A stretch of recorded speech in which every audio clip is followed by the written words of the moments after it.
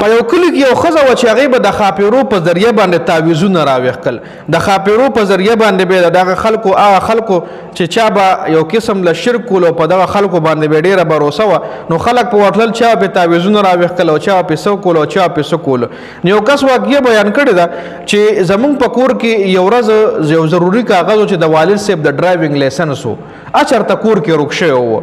نو مور مې هم خفه وه، مونږ هم ورپسې ګرځېدو، هغه نه میلاوېدو. نو مور له مې چه وویل چې د کلي کې فلاني ځای کې یو ښځه ده چې هغه د خاپیرو په ذریعه باندې ورک شوي څیزونه را پیدا کوي. نو مور مې خفه وه، وایي هغې ویل که چېرې دا لایسنس مونږ ته میلاو نه شو نو والد صاحب به د غوسۍ، پلار به د غوسۍ، ماله به غوسې کوي، ماله به وینا کوي، او د پلار راتلو نه مخکې د مونږ په کار دی چې دا لایسنس مونږ را پیدا کړو. پلار یې چېرته مسافر و، هفته نیمه کې به راتلو. نو مونږ وګرځېدو ډېر چې د پلار راتلو نه مخکې دا لایسنس مونږ را پیدا کړو. که چېرې د هغه په کار شو او مونږ ورته لایسنس ور نه کړو نو بس کور کې به یو هنګامه جوړېږي. مور مې ویرېده. نو مور راته وویل چې بچی راځه دغه رنګ دا ښځه راله چا ښولې ده او هغې له ورځو او هغه دغه رنګ ورک شوي څیزونه را پیدا کوي. ما مور له هغه ټایم ووي چې مور په دې خلکو یقین مه کوه او دا هسې ګپ شپ دی. وایي مور راله وایي چې نه که نه راځه که نه دلته د ډېرو خلکو کارونه کړي دي. وایي ښه مونږ هغه ښځې له لاړو، وایي ښځې سره کېناستو، ښځې ته مو خپله کیسه بیان کړه چې دغه رنګ یو ضروري کاغذ د لایسنس دی په کور کې ورک شوی دی او د والد صاحب لایسنس مې مور مې ول خپل جړه فریاد وکړ. وایي ښځې وایي چې سګ تاسو کېنئ او زه ورپسې خاپیري لیږم. ښځې بس خپل عمل شروع کړو، وایي خاپیري مې ولیږل. جي پلس سپیشل منټه پس ښځه دوباره راغله او ښځې وایي چې خاپیري خو ستاسو کور کې ګوټ په ګوټ وګرځېدل، خو دغه لایسنس تاسو کار نشته، دا ستاسو د کوره چاپټ کړی دی، د ستاسو د کور په حدودو کې دغه لایسنس نشته دی، چاپټ کړی دی. وایي ښه بیا چې ښځې څه ټایم پیسې غوښتې چې پیسې مونږ ورکولې نو چې ما جیب وکتل بټوه رانه کور پاتې وه او پیسې را سره لګې وي، لکه هغې 1500 غوښتې لیټ سپوز او ما سره 200 روپۍ وي. وایي 200 مې چې وله ورکولې وایي هغې نه شتې. وایي هغې وایي چې د مونږ خو فیس 1500 دی ځکه مونږ ورپسې خاپیري لیږو. وایي ما وله وایي چې ما سره اوس شته دی نه، بټوه مې کور ده او چې ته دا نه اخلې نو بیا داسې چلو که چې خاپیري یو ځل بیا ولېږه د مونږ کور له، زه به درله ځای وښیم چې فلاني ځای کې زما بټوه پرته ده، بټوه دې راوړي 300 روپۍ به ترې زه تاسو له درکړم او یا خاپیري ولېږه 300 به راته هغې والي او 200 به تاله دلته زه نغدې درکړم. وایي ښځه ده چې ما داسې ووي نو وایي ښځې ما له وایي چې دا تا موږ پورې خندا وکړه، دا تا زما عمل پورې خندا وکړه، دا تا زما خاپیرو پورې خندا وکړه. نو هغه نوره هم دغه شوه، ډېره زیاته نوره هم غوسه شوه.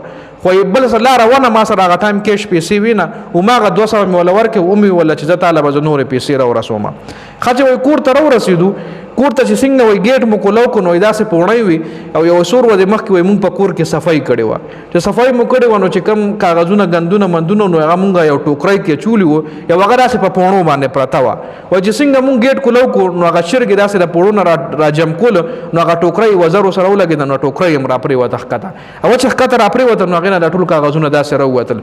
وایي داسې ورغلم کاغذونه مې چې وکتل نو هغې کې هغه لایسنس راووتو، د پلار هغه مې د پلار هغه لایسنس مې چې راووتو نو مور ته مې وویل چې دا وګوره دې هغه ښځې نه خو زمونږ دا چرګه ښه ده، لکه ګوره الله پاک وله خول چې تاسو خو ګوره په هغه خلکو بروسې کوئ او د یو چرګې په ذریعه باندې الله پاک کوي له هغه ټوکرۍ د پوړو نه راوغورځول او هغې کې هغه لایسنس پروت و.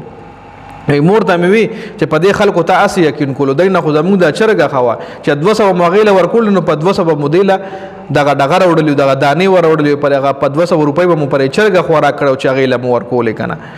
نو ګوره په دې خلکو باندې برو زما د ویډیو مقصد صرف دا ده چې داسې ډېر واقعیات شوي دي او دا امپوسیبل خبره ده. دا ته ساینټسټ له ووایو نو وایي چې تاسو په کومه دنیا کې اوسېږئ، یا ته چېرته یو علم والا سړي ته ووایه. خیر که ته د قرآن یو عالم ته هم د ووایې هغه به هم نه مني.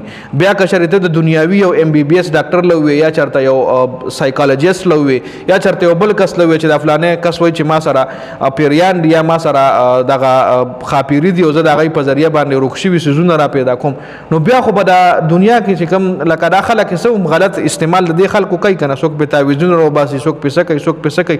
بیا خو دا بینکونه لوټ کولو، د چا د کور دننه انټرنل حال راویښ کړه، خو به ډېر زیات اسان و. بیا د غیب و علم صرف الله پاک سره دی. او ملک تاسو چېرته وګورئ نو پر دیوالونو باندې اکثر د اشتهارونه لګېدلي و، سره لیکلي چې 100% ګارنټي کې سات. نو 100% ګارنټي کې سات کار خو صرف الله پاک کوي. دا خدای هغه شرکی جملې په دې دیوالونو لیکلي، یو قسم له شرک دی که نه.